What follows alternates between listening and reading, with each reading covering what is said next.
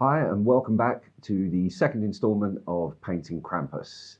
Today we're going to be looking at some non-metallic metal effects on the chains and on the big drum on his back. Now, a lot of people suffer a kind of fear or a terror of non-metallic metal.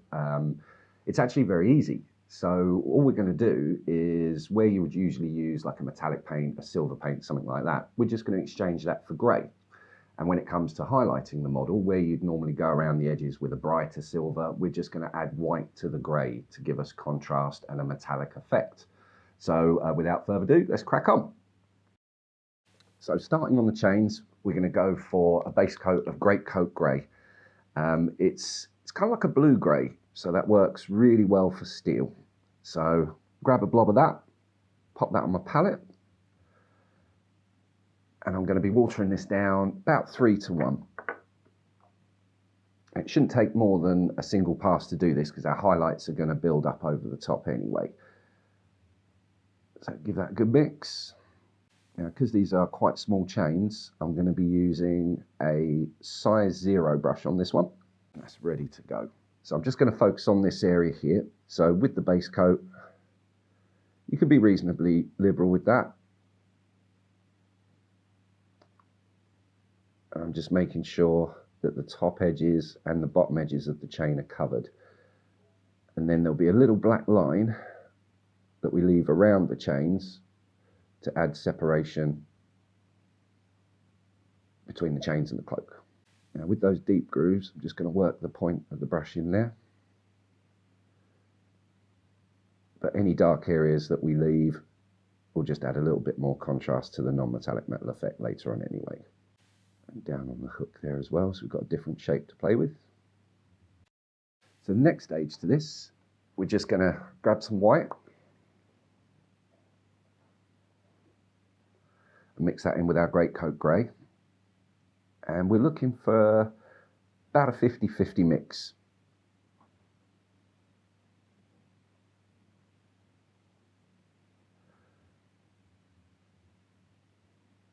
That's looking good. A spot more. And what we're going to do with this is we're going to actually pick out the individual links of the chain and leave the Great Coat Grey in the recesses. So rather than using the tip of the brush, I'm going to go back to the side of the brush method. That way we get a point of minimum contact and we're only highlighting the very sort of raised bits of the chain. So just run that along there. Now the undersides of the links and the top parts of the links will also get a coat as well. And that starts to kind of force that lighting effect that we want on there.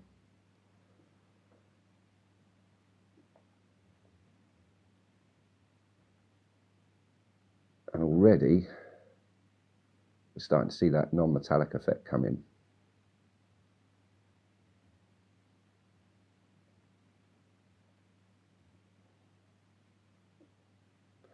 And then on this hook, because we've got a slightly different shape, what I'm going to do is bring the highlight about 1/3 of the way down that hook and leave this area dark. And that'll help build that metallic contrast. Now I'm just going to take the paint off the brush and use the feathering technique that we've used before, just to blend that edge in. So I'm going to use that backwards and forwards kind of pencil stroke motion just to pull that pigment down and get us a nice smooth blend there.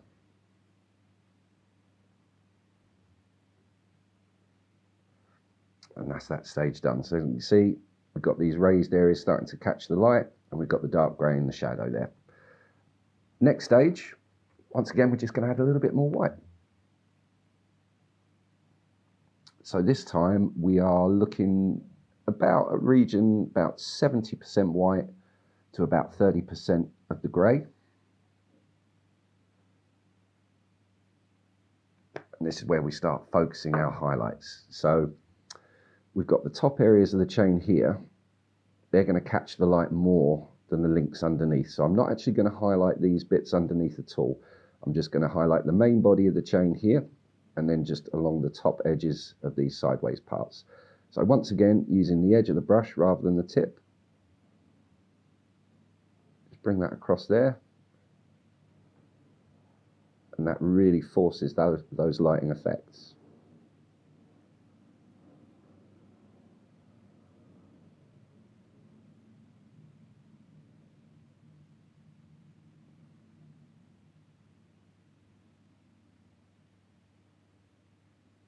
A little bit under there, is that bit sticking out more? Not too much. And then we'll bring that up to these links, but the barrel's actually starting to overhang, so there wouldn't be as much light hitting those anyway. Bring that in there, a little bit down there. So one of the things you can do that really helps the kind of non-metallic metal effect is when you're out and about, just take pictures of bits of metal, whether it be like car bumpers are really good. You get really good reflections off those, steel, rusty metal, things like that. And what you do by taking those photos, you get a real appreciation for how light goes around those surfaces. So you've normally got a very bright horizontal bar of light at the top, followed by a shadow, and then another bit of light underneath. And once you start seeing those things, it's really easy to translate that over to painting. So the last bit would be just on this hook. So we started about a third of the way down last time. So I'm going to start about half the way down with this highlight colour. Just pull that in. And then same as before, just going to get rid of the paint from the brush and just feather that edge in with that backwards forwards motion.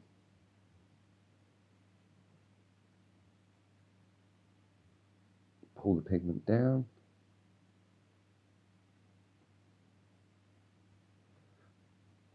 And that's starting to come together well.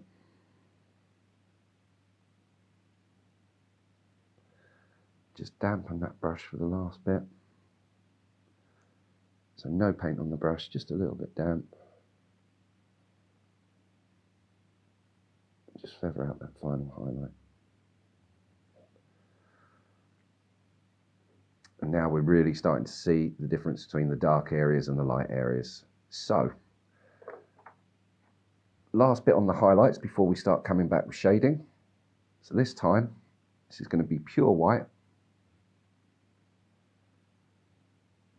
I'm just going to mix that with a little bit of water from the wet palette. So this is probably about 90% paint, 10% water, because I want to have good control over this. So this time we're really only aiming for the pure edges that are going to catch the light. So it helps if you visualize your light source. So in this instance, I tend to sort of project my lighting effects from around about 2 o'clock on a clock face. So that means the light's going to be coming down in this direction. So any highlights are going to be towards kind of right-hand corner. So side of the brush again. Just add that highlight in there. Same there. Across the top of the chain there. So we've got a big strong link there, so that's going to get quite a large highlight. A little bit of the link there.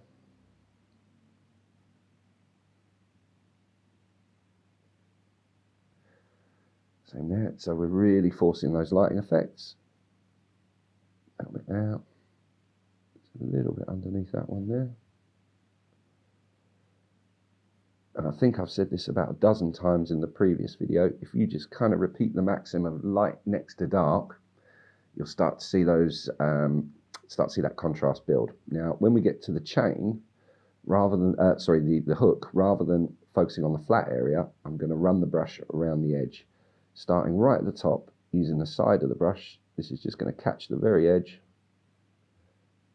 and give us like a glinting effect. Around to about there, and then on the top of the hook there.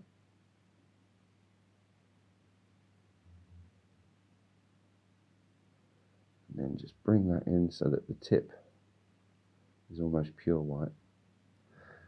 Now when you're edge highlighting like this, it does help to turn the model around. gives you the best chance of getting to the bits you want, rather than changing the direction of your brush. Now that's gone over the edge a little bit there, onto our red, but no problems. Just dampen the brush, and lift off any excess that we don't want to see. And that is the basic non-metallic effect done. So once that's dry, I'm going to come in with a wash, just so that that goes into the recess and adds a little bit more contrast. So while that's drying, I can be mixing up the wash. I'm going to use a bit of Tamar Black.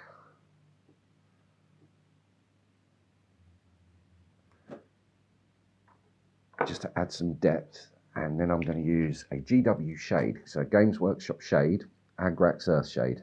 Now most of you out there should be pretty familiar with this stuff. It's absolutely amazing.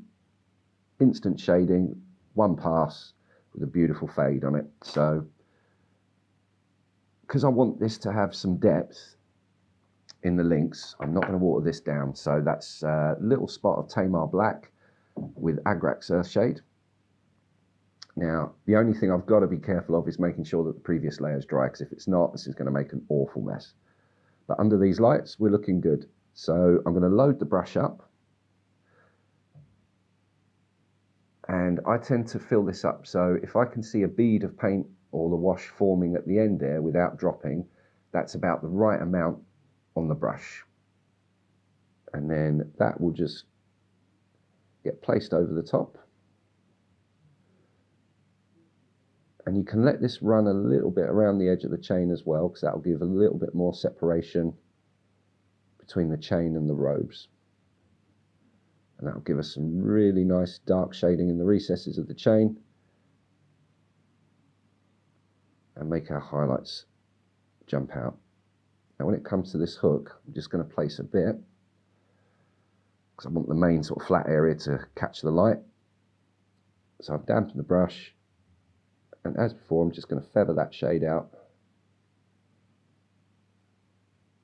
Now, the only downside to these shades, which is also a positive in some lights, is it can taint the base coat. So where I've put that on the top there, that's changed the colour of our highlights. So I'm just going to come back in with that highlight colour from the wet palette and mix that in on the model to get that blend back. Just pull that bead of white right up to the edge.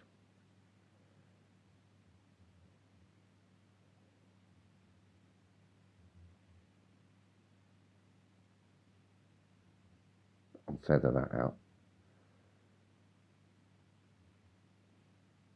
Now I'm not too worried about keeping the highlights sharp and clean on this hook, because later on we're going to come back and we're going to add some rust effects and some blood effects and those kind of things. But for the moment, with the shade applied, it's brought those highlights together and it's started to add an almost rusty effect to the chain, because we've got that slight brown in there. And that brings us to the end of those two stages. So once it's dry, I'm just going to come back and pop some very, very crisp edge highlights on, and that's a non-metallic effect pretty much done. Okay, so now the wash is dry, we're just going to come in with some pure white just to really help that non-metallic effect as though it's catching the light. So grab the Morrow white,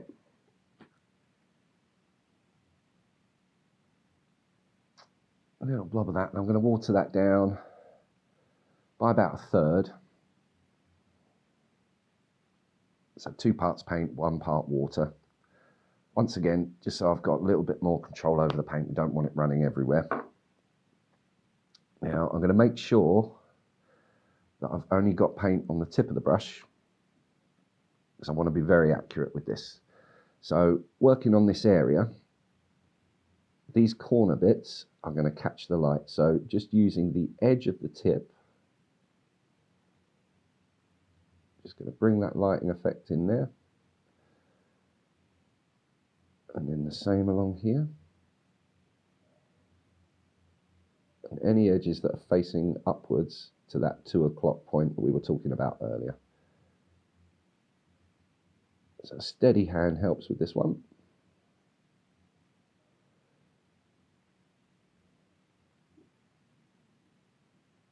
See, I'm working about a third of the way along the chains, just towards the corner.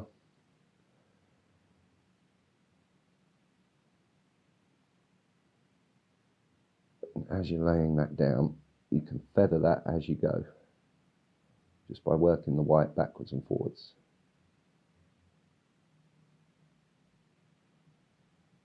Same up there. And the top of the links. A little bit on the edge of that one, as most of it's in shadow. A little bit underneath there. And that's starting to pop.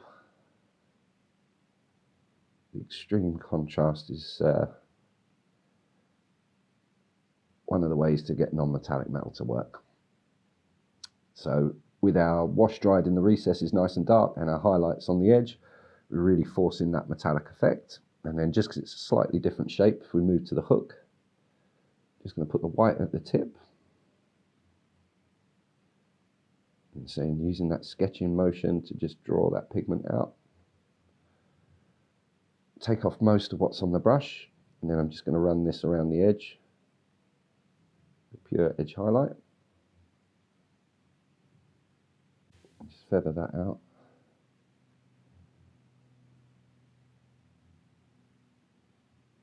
Give us a nice smooth blend. Now this hook here, just going to catch the edges. So don't be afraid to work the paint around until it settles exactly where you want it. And then same with the bolt there. A little bit of a crisp edge highlight. Blend that there. And that is the most difficult stage of non-metallic metal. But to really liven it up, because metal, if it's clean, it's going to be like that kind of blue-grey colour. But with Krampus, I'm pretty sure he doesn't clean his chains. So to make that metallic effect really work, adding a bit of rust and a bit of dirt goes a long way. So I'm going to grab Blood Tracker Brown.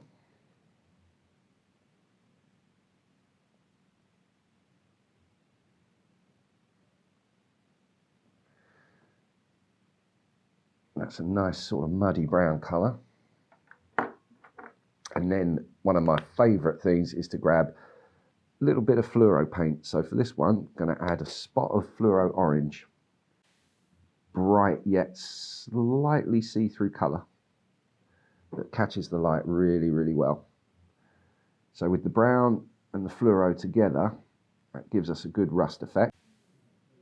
It really gives the impression that this is a metal surface as it started to corrode. Now, depending on how rusty you want it, you might want to go for a couple of passes. But just remember, when you put this on, this is going to taint your white highlights. So if your white highlights go for any kind of pink-orange colour, don't worry about that. You can just come back in with the white and tidy that up. But just by popping that orange in there, it really does give the impression that this is actually a metal. That's your metallic chains done.